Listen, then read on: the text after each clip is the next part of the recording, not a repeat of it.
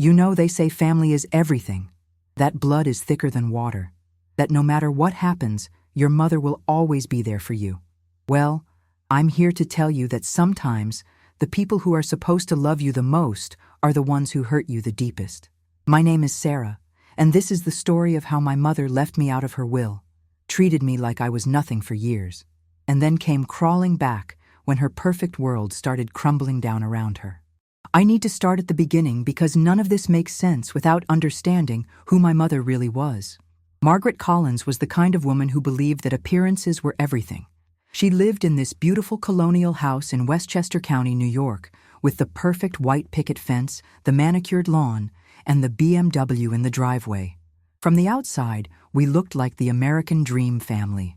But inside those walls, it was a completely different story. My mother had 2 children. There was my older brother David, who could do no wrong in her eyes, and then there was me. David was the golden child, the one who went to Harvard, became a lawyer, married the perfect wife, and gave my mother the grandchildren she always wanted. I was the disappointment, the black sheep, the one who chose to become a teacher instead of following the path she had mapped out for me. Growing up, I felt like I was living in David's shadow. Every conversation somehow circled back to his achievements. When I got straight A's in high school, it was David got straight A's too, and he was captain of the debate team. When I graduated from college, it was David graduated summa cum laude, you know? When I got my first teaching job, it was David just made partner at his firm. Nothing I did was ever good enough, and I spent my entire childhood trying to earn her love and approval. But I kept trying. God, I kept trying for so long. I thought maybe if I was patient enough, if I showed her how much I cared, if I proved that I was worthy of her love, things would change. I called her every week, visited for holidays, sent her flowers on Mother's Day, and tried to include her in my life. When I got married to my husband Tom, I begged her to be involved in the wedding planning. When we bought our first house, I invited her over for dinner constantly. When we had our daughter Emma, I named her after my mother's middle name, hoping it would mean something to her. But nothing changed. She was polite, distant, and always seemed to be somewhere else mentally when we were together. Meanwhile, David could do no wrong. When he and his wife went on expensive vacations, my mother would show me photo albums and talk about how successful he was. When his kids got into private schools, she'd brag about how smart her grandchildren were. When he bought a bigger house, she'd mention how proud she was of his accomplishments. The breaking point came 3 years ago. My father had passed away 5 years earlier, and my mother had been managing on her own. I thought maybe now, with Dad gone, we could finally have the relationship I'd always wanted. I started visiting more often, helping her with things around the house, and trying to be the daughter she needed. I genuinely thought we were getting closer. Then came the day that changed everything. I'll never forget it as long as I live. It was a Tuesday afternoon in October, and I was at home grading papers when my phone rang. It was my mother's lawyer, Mr. Peterson. He said he needed to speak with me about my mother's estate planning, and could I come in the next day? I thought it was routine. Maybe she wanted to update some documents or add Tom and Emma as beneficiaries. I had no idea what was coming. I walked into that law office feeling nervous but hopeful. Maybe this was finally my mother's way of showing me that I mattered to her. Mr. Peterson was kind but professional, and he got straight to the point. He explained that my mother had recently updated her will, and she wanted me to be aware of the changes. He handed me a copy of the document, and I started reading. What I saw made my blood run cold. My mother had left everything, and I mean everything, to David. The house, the investments, the life insurance money, her jewelry, even the family photos. She had left me exactly $1, one single dollar, with a note that said it was to ensure I couldn't contest the will for being accidentally omitted. I sat there in that leather chair, staring at the papers, feeling like someone had just punched me in the stomach. Mr. Peterson was saying something about how this was her final decision, and that she had been very clear about her wishes, but I couldn't hear him over the sound of my heart breaking. I asked him why. What had I done wrong? But he just shook his head and said it wasn't his place to explain her reasoning. I drove home in a daze, my hands shaking on the steering wheel. When I got home, Tom took one look at my face and knew something was terribly wrong. I showed him the will, and he was furious. He wanted to call my mother immediately, wanted to confront her about how cruel this was, but I stopped him. I needed to process this first, needed to understand what had just happened to my life. That night, I called my mother. My voice was shaking as I asked her about the will, about why she had chosen to leave me with nothing. Her responses burned into my memory forever. She said, in that cold, matter-of-fact tone I knew so well, "David has always been more responsible with money. He has a family to support and a lifestyle to maintain. You chose to be a teacher, Sarah. You chose a simple life. David needs the inheritance more than you do." I couldn't believe what I was hearing. I tried to explain that I had a family too, that Tom and I had been struggling to save for Emma's college fund, that we had dreams and goals and financial pressures just like everyone else. But she cut me off. She said the decision was final, that she had thought about it carefully, and that I should respect her wishes. Then she hung up on me. I cried for 3 days straight. Tom held me while I sobbed, while I questioned everything about my relationship with my mother, while I wondered what I could have done differently. Emma, who was only 8 at the time, kept asking why Mommy was so sad. How do you explain to a child that their grandmother doesn't love their mother enough to leave her anything when she dies? But you know what? After those 3 days of crying, something shifted inside me. I realized that I had spent my entire life chasing the approval of someone who was never going to give it to me.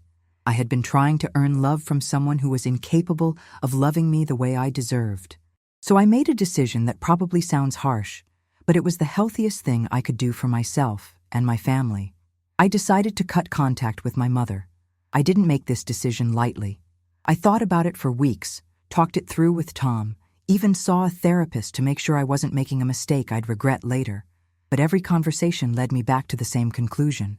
My mother had made her choice, and now I was making mine. I was choosing to protect my mental health and my family's well-being over maintaining a relationship that was causing me nothing but pain. The next 2 years were actually the happiest I'd been in a long time. Without the constant stress of trying to please my mother, without the weekly phone calls that left me feeling inadequate, without the holidays spent watching her fawn over David and his family while barely acknowledging mine, I felt free. I threw myself into my teaching, spent more quality time with Tom and Emma, and started building the life I actually wanted instead of the one I thought would make my mother proud. Tom and I started taking weekend trips with Emma. We explored local hiking trails, visited museums, and created traditions that were just ours. I started a garden in our backyard, something I'd always wanted to do but never had time for when I was constantly trying to manage my relationship with my mother. I joined a book club with other teachers from my school and made some genuine friendships. For the first time in my life, I felt like I was living for myself instead of for someone else's approval. Emma flourished too. Without the tension that always surrounded visits with my mother, our home became a more peaceful place. Tom and I were happier, which meant we were better parents. We started having family game nights, teaching Emma to cook, and just enjoying each other's company without the dark cloud of my mother's disapproval hanging over everything. I did think about her sometimes, wondering how she was doing, if she ever missed me, if she ever regretted her decision. But I pushed those thoughts away. I had made my choice, and I was sticking with it. David never reached out to me during this time, which hurt but didn't surprise me. He had always been content to let me handle the emotional labor of our family relationships, while he reaped the benefits of being the favorite. Then, about 6 months ago, my phone rang. It was a number I didn't recognize, but when I answered, I heard my mother's voice. She sounded different, older, more fragile than I remembered. She said she needed to talk to me, that it was important. Against my better judgment, I agreed to meet her for coffee. When I saw her walk into that Starbucks, I barely recognized her. She had lost weight, her hair was thinner, and she looked like she had aged 10 years in the 2 years since I'd last seen her. She sat down across from me, and for the first time in my life, my mother looked vulnerable. She started talking, and the story that came out was nothing like what I had expected. Apparently, David, her perfect golden child, had been having financial problems. His law firm had been struggling, and he'd been making some very poor investment decisions. He had come to my mother about a year earlier, asking for help with his mortgage payments. Then it was help with his kids' school tuition. Then it was help with credit card debt. My mother had been giving him money, lots of money, thinking it was temporary. She had dipped into her savings, cashed out some investments, and even taken out a reverse mortgage on her house. She trusted David completely, believed that he would pay her back once his finances stabilized. But instead of getting better, his situation got worse. She found out, just 2 weeks before she called me, that David had been lying to her about everything. He hadn't been using the money to pay his mortgage or his kids' tuition. He had been using it to fund a gambling addiction that had been spiraling out of control for years. The money she had given him, the money she had earmarked for his inheritance, was gone. All of it. But it got worse. Because of the reverse mortgage and the money she had withdrawn from her accounts, she was now in serious financial trouble herself. The bank was threatening to foreclose on her house, the house she had lived in for 30 years, the house that was supposed to be David's inheritance. She was facing the possibility of losing everything. As she told me this story, I felt a mix of emotions I wasn't prepared for. Part of me felt vindicated, like karma had finally caught up with the family that had treated me like I didn't matter. But another part of me, the part that was still that little girl desperate for her mother's love, felt sorry for her. She looked so broken, so defeated, sitting there in that coffee shop. Then came the moment I had been dreading. She looked at me with tears in her eyes and said, "Sarah, I need your help. I know I haven't been the mother you deserved, and I know I hurt you terribly with the will. But you're the only family I have left who might be able to help me. David won't return my calls, and I don't know what else to do." I sat there, staring at this woman who had spent my entire life making me feel like I wasn't good enough, who had publicly humiliated me by leaving me out of her will, who had chosen my brother over me at every turn. And now she was asking for my help, because her precious David had abandoned her when she needed him most. I want to pause here for a moment and ask you something. If you're watching this and you've ever been in a situation where someone who hurt you deeply came back asking for help, I want you to leave a comment below. Tell me what you did, how you handled it, because I'm telling you, in that moment, I had no idea what the right thing to do was. The rational part of my brain was screaming at me to walk away. This woman had made her choice, had made it clear that I didn't matter to her, and now she was only reaching out because she was desperate. But the part of me that had spent my entire life trying to be a good daughter, the part that had been raised to believe that family comes first no matter what, was telling me that I had to help her.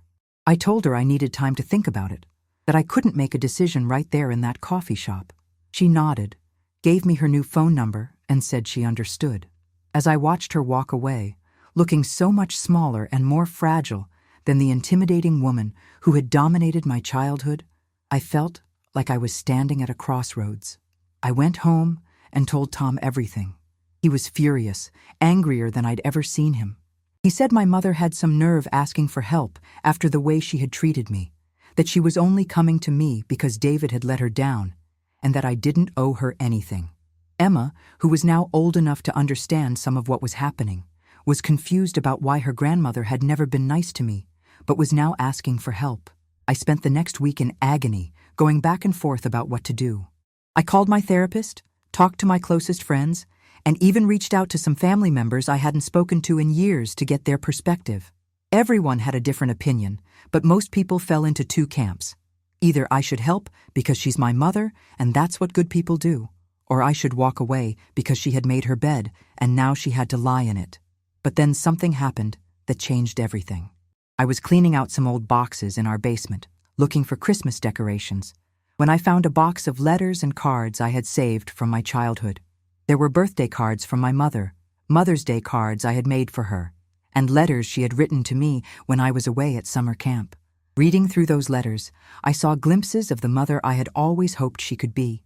She wrote about being proud of me, about missing me while I was away, about looking forward to hearing about my adventures. It was like finding pieces of a puzzle I never knew existed, pieces that showed me that maybe, somewhere deep down, my mother had loved me after all. I also found a letter I had never seen before, one that must have fallen out of a book or gotten mixed in with other papers. It was dated just a few months after my father's death, and it was addressed to me but never sent. In it, my mother wrote about how sorry she was for not being the mother I deserved, about how she had always struggled to show affection, about how she had been raised by parents who believed that love was something you earned rather than something you gave freely. She wrote about how she had always been proud of me but hadn't known how to express it, how she had been jealous of the easy relationship I had with my father, and how she had pushed me away because she was afraid of getting hurt. She said she knew David was spoiled and entitled, but that she had given him everything because she was afraid that without her constant support, he would abandon her the way her own mother had abandoned her. Reading that letter, I realized that my mother wasn't just a cold, heartless woman who had chosen to hurt me. She was a damaged person who had been repeating patterns from her own childhood, who had been so afraid of being abandoned that she had pushed away the one child who would have never left her side. I'm not telling you this to excuse her behavior or to justify the pain she caused me. What she did was wrong, and the way she treated me was inexcusable. But understanding her motivations helped me figure out what I needed to do next. I called her that night. When she answered, she sounded surprised and hopeful. I told her that I would help her, but that there were conditions. I said I would help her figure out her financial situation and see what options were available, but that I wasn't going to just throw money at the problem. I also told her that if we were going to have any kind of relationship moving forward, she needed to be honest with me about everything, and she needed to acknowledge the pain she had caused me. She agreed immediately, and we met the next day. This time, she was completely transparent about her financial situation. She showed me all the paperwork, all the bank statements, all the documentation of the money she had given David. It was even worse than she had initially told me. She was facing foreclosure in just 30 days, and she owed more on the reverse mortgage than the house was worth. I spent the next 2 weeks working with her to explore every possible option. We met with financial advisors, talked to the bank about loan modifications, and even consulted with a bankruptcy attorney. The reality was harsh. There was no way to save the house. She was going to lose it no matter what we did. But here's where the story takes another turn. While we were going through all of her financial documents, I discovered something that made my blood boil. Remember how I told you that David had been lying about why he needed the money? Well, it turns out he had been lying about more than just the gambling. David had power of attorney over my mother's finances, something she had given him when my father died because she trusted him to help her make good decisions. But instead of helping her, he had been systematically draining her accounts for years. The gambling was just the most recent part of it. He had been using her money to fund his lifestyle, his vacations, his kids' expensive activities, all while telling her it was loans that he would pay back. When I showed my mother the evidence I had found, she broke down completely. She realized that the son she had favored her entire life, the one she had trusted with everything, had been stealing from her for years. She also realized that I, the daughter she had pushed away and disinherited, was the only one who cared enough to help her when she needed it most. That's when she said something that I will never forget. She looked at me with tears streaming down her face and said, "Sarah, I spent your entire life trying to buy David's love, and I spent your entire life taking your love for granted. I thought David needed me more because he demanded more, but I was wrong. You were the one who loved me unconditionally, and I threw that away for someone who was just using me." She begged me to forgive her, not just for the will, but for everything, for the years of favoritism, for making me feel like I wasn't good enough, for choosing David over me at every turn. She said she knew she didn't deserve my forgiveness, but that she hoped someday I might be able to give it to her anyway. I want to take a moment here to talk to anyone who's watching this and has been in a similar situation. Forgiveness is complicated, and it's not something you can rush or force. If you're dealing with family members who have hurt you deeply, I want you to know that whatever you decide to do is okay. You don't owe anyone your forgiveness, even if they're family. Your mental health and well-being matter more than maintaining relationships that harm you. For me, in that moment, I realized that I had a choice to make. I could hold on to my anger and resentment, which was completely justified, or I could choose to forgive her, not because she deserved it, but because I deserved to be free from the burden of carrying that pain around. I told her that forgiveness would be a process, that I couldn't just flip a switch and pretend that decades of hurt didn't exist. But I also told her that I was willing to try, that I wanted to see if we could build something new together, something based on honesty and mutual respect instead of favoritism and manipulation. The next few weeks were some of the hardest of my life. We had to tell Emma that her grandmother was going to lose her house, and we had to make some difficult decisions about what would happen next. My mother couldn't afford to live on her own anymore, and she had nowhere else to go. Tom and I talked about it extensively, and we decided to invite her to move in with us temporarily while we figured out a long-term solution. I know some of you might think we were crazy, inviting someone who had hurt me so deeply into our home, but I felt like this was our chance to finally have the relationship I had always wanted, to see if my mother could learn to be different. The transition wasn't easy. My mother had lived independently for 73 years, and suddenly she was dependent on us for everything. She had to learn to live by our rules, to respect our schedules, and to understand that she was a guest in our home. There were moments when she slipped back into her old patterns, when she would make comments about how David would have handled things differently, or when she would criticize decisions Tom and I made. But each time that happened, I called her out on it. I told her that if she wanted to live in our home and be part of our family, she needed to treat us all with respect.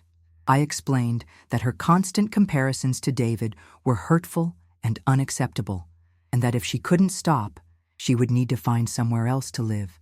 Slowly, very slowly, things started to change. My mother began to see Emma not as David's niece, but as her granddaughter who deserved her attention and love. She started helping with dinner, reading to Emma before bed, and even asking about my work as a teacher. For the first time in my life, I felt like I had a real mother, someone who was interested in my life and proud of my accomplishments. But the biggest change came when we had to deal with David. He had been ignoring my mother's calls for months, but when he found out that she was living with us, he suddenly showed up at our door. He was furious that we hadn't told him about the foreclosure, angry that his inheritance was gone, and demanding to know what we were going to do to fix the situation. I had never seen my mother stand up to David before, but that day, she did. She told him exactly what she thought of his behavior, how disappointed she was in the man he had become, and how ashamed she was that she had enabled him for so long.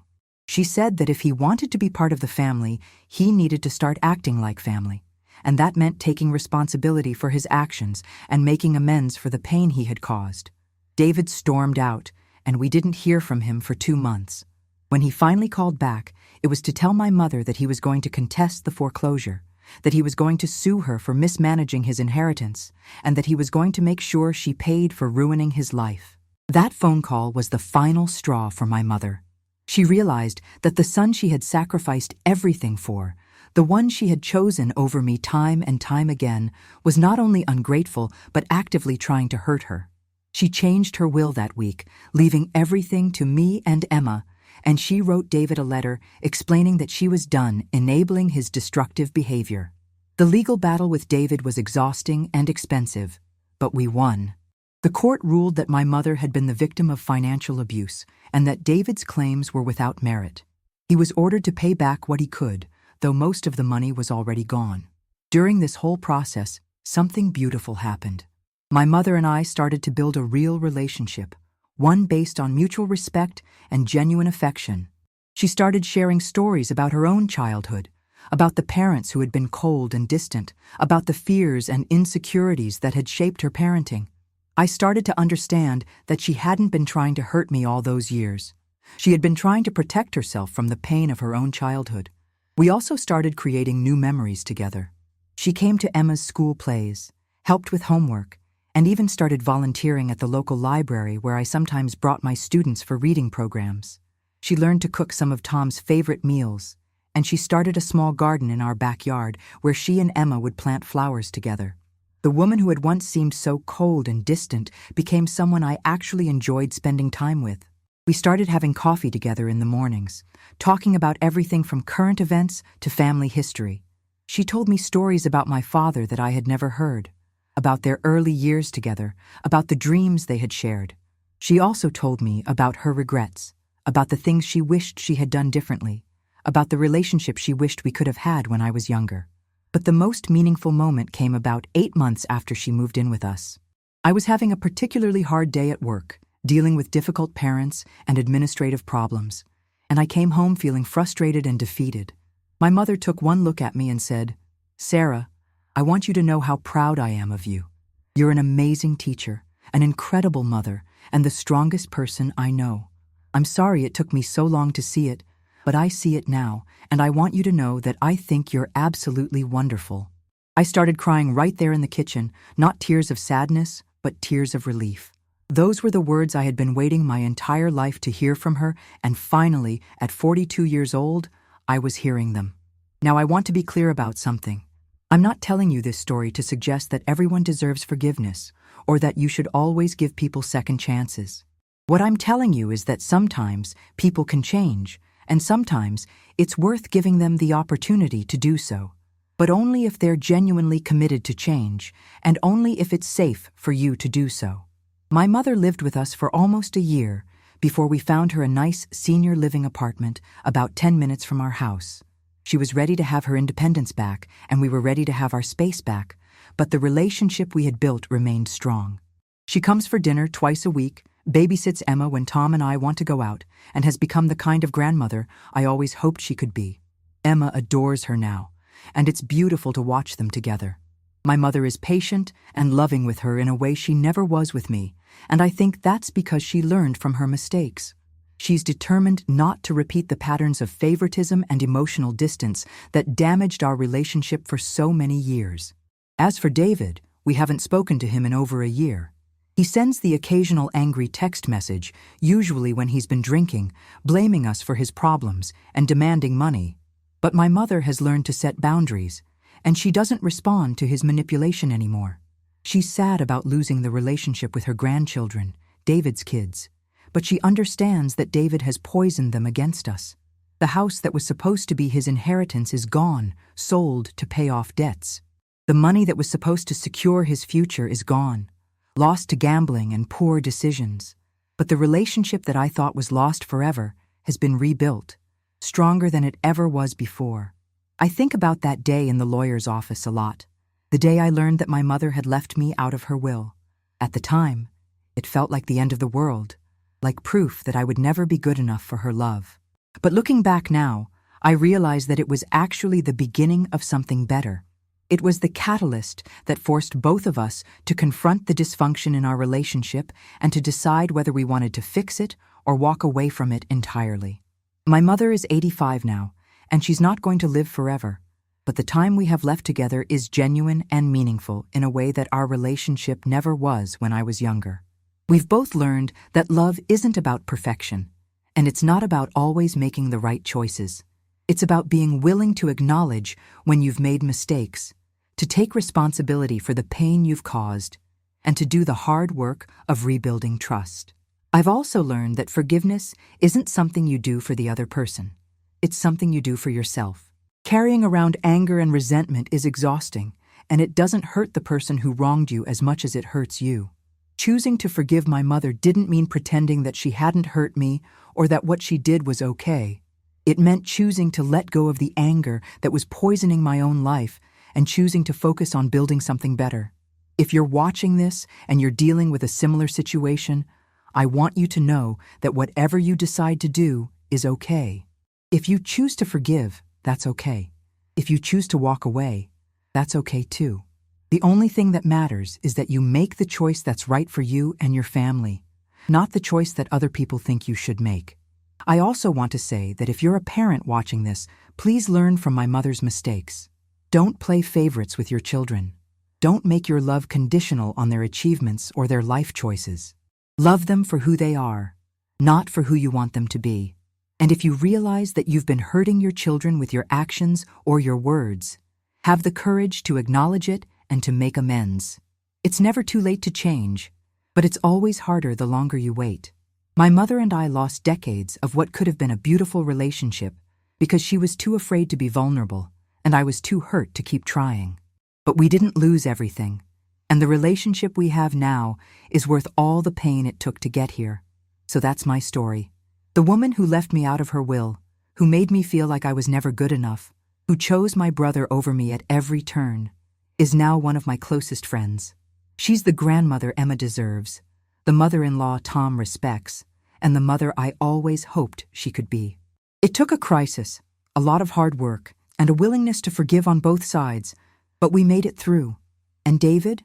Well, He's still out there somewhere, probably still blaming everyone else for his problems and wondering why his life didn't turn out the way he expected. But that's his story to tell, not mine. I've got my own story now, and it's a good one. If this story resonated with you, if you've been through something similar, or if you just want to share your thoughts, please leave a comment below. I'd love to hear from you. And if you think someone else might benefit from hearing this story, please share it with them. Sometimes, knowing that we're not alone in our struggles is exactly what we need to keep going. Thank you for listening to my story.